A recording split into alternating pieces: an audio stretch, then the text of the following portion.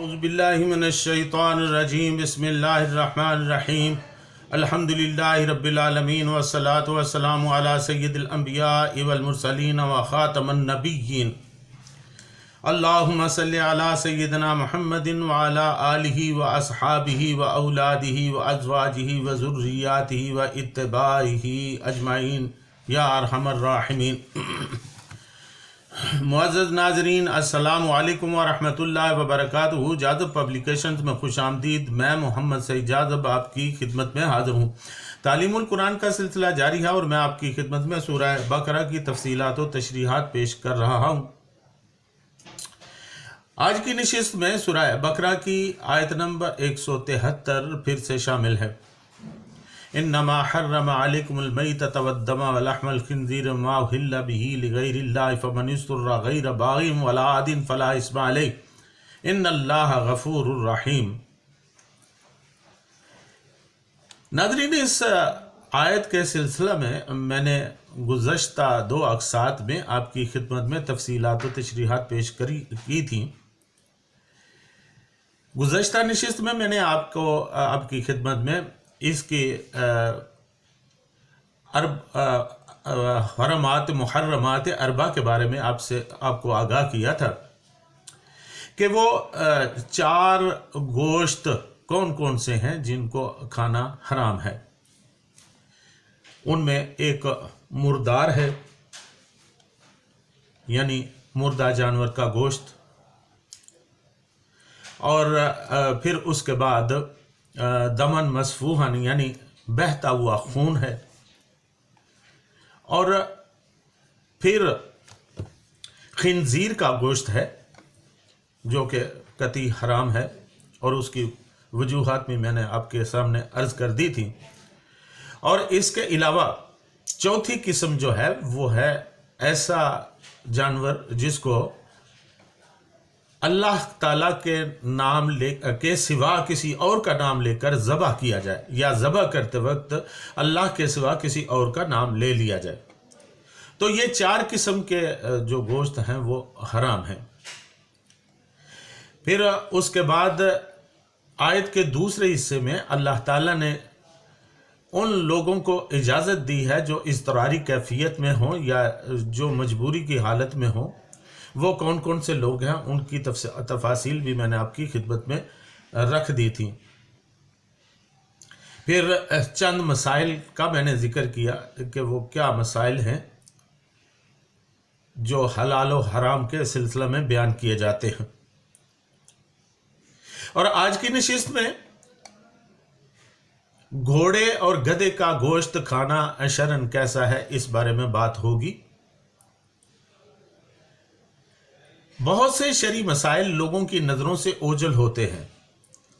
یہاں چونکہ حلال و حرام گوشت کھانے کا تذکرہ چل رہا ہے تو ضروری ہے کہ آج کل کے ایک اٹھتے ہوئے مسئلہ کو تحقیقی نظر سے واضح کر دیا جائے۔ اکثر لوگ سوال کرتے ہیں کہ گدھے اور گھوڑے کا گوشت کھانا حلال ہے یا حرام۔ اس سلسلہ میں کچھ تحقیق آپ کی خدمت میں پیش ہے۔ المرغینائی الہدایا والبدایا جلد نمبر 4 صفحہ 68 یعنی المکیۃ الاسلامیہ کی طبع شدہ کتاب ہے۔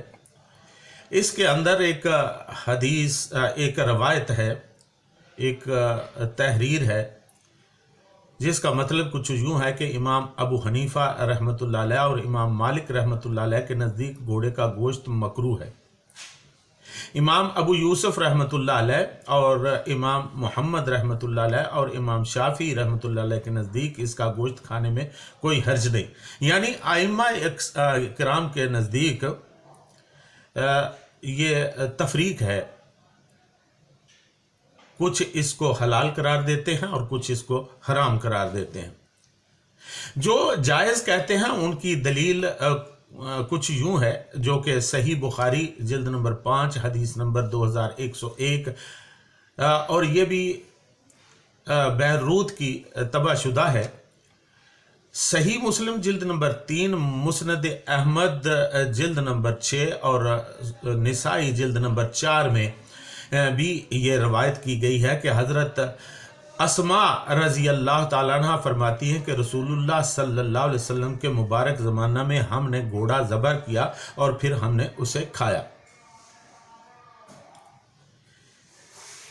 और इसके अलावा जाबर रज़ी अल्लाह ताला जाबर बिन अब्दुल्ला रज़ी अल्लाह ताला अन्हु से एक रवायत है कि रसूलुल्लाह सल्लल्लाहु अलैहि वसल्लम ने खैबर के रोज़ पालतू गधों का गोश्त खाने से मना फरमाया और घोड़े के गोश्त की रुखसत फरमाई। यह हदीस भी सही बुखारी और मुस्लिम में शामिल है। नाजायज़ कहने वालों की दलील कुछ इस तरह है। जो लोग ये कहते हैं कि ये खाना नाजायज़ है, वो एक हदीस पेश करते हैं जो कि सुनन अबू दाऊद जिल्द नंबर 3, सुनन नसाई जिल्द नंबर 3 में शामिल है कि हज़रत खालिद बिन वलीद रज़ी अल्लाह ताला अन्हु से रवायत है कि रसूलुल्लाह सल्लल्लाहु अलैहि वसल्लम ने घोड़े, खच्चर और गधे का गोश्त खाने से मना फरमाया है। गधे के गोश्त की हुर्मत क्या है? नाज़रीन, जंगली गधा जिसे गोरखर कहते हैं हलाल है। अहादीस सहीहा से घरेलू गधे के गोश्त की हुर्मत वाज़े होती है, यानी तमाम ये कहते हैं कि घरेलू जो गधा है वो उसका गोश्त खाना हराम है। नबी अकरम सल्लल्लाहु अलैहि वसल्लम ने जंग खैबर के मौके पर पालतू गधे के गोश्त को हराम करार दिया था। आइमा सल्फ व खल्फ और जुमला उलमा का पालतू गधे की हुर्मत पर इजमा है, यानी तमाम लोग इस बात पर मुत्तफिक हैं कि ये गोश्त हराम है। इस सिलसिला में एक रवायत तो हज़रत जाबर बिन अब्दुल्ला रज़ी अल्लाह ताला अन्हु की है जो कि इससे पहले मैंने बयान कर दी है, और दूसरी रवायत में रसूलुल्लाह सल्लल्लाहु अलैहि वसल्लम का इरशाद है कि हज़रत अबू सालबा रज़ी अल्लाह ताला अन्हु फरमाते हैं कि रसूलुल्लाह सल्लल्लाहु अलैहि वसल्लम ने पालतू गधों का गोश्त हराम फरमाया है। नाज़रीन, इस सिलसिला में इमाम अबू हनीफा रज़ी अल्लाह रहमतुल्लाह अलैह का सही मसलक क्या है, आइए इस पर कुछ थोड़ी सी बात करते हैं। हज़रत अनस बिन मालिक रज़ी अल्लाह ताला अन्हु से मरवी है कि हमने रसूलुल्लाह सल्लल्लाहु अलैहि वसल्लम के ज़माने में घोड़े का गोश्त खाया है। हज़रत हरीस रज़ी अल्लाह ताला अन्हु से मरवी है कि हमसे जब किसी की घोड़ी जनती हम उसे ज़बह कर देते और कहते मामला हिकमत के करीब है। इसकी खबर हज़रत उमर रज़ी अल्लाह ताला अन्हु को हुई तो आप रज़ी अल्लाह ताला अन्हु हमें लिख भेजा कि ऐसा मत करो, इस मामला में नरमी व ताख़ीर है। इन दो हदीसों से आइमा इस्तदलाल करते हैं जो घोड़े के गोश्त को हलाल करार देते हैं वो ये कहते हैं कि सहाबा इकराम घोड़ा खाने के लिए ज़बह करते थे।